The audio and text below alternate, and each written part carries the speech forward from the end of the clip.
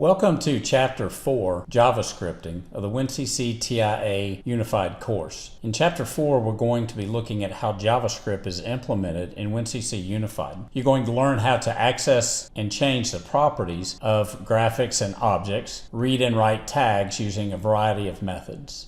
We're going to complete a debug window project so that as you write your scripts, you can print messages to the screen to see how the script is running and to identify any problems. We'll also learn about the event context thread on screens and how to write global functions that can be used from anywhere.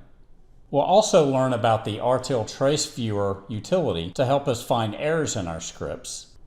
We will also set up and use Chrome developer tools to allow us to inspect our scripts as they run.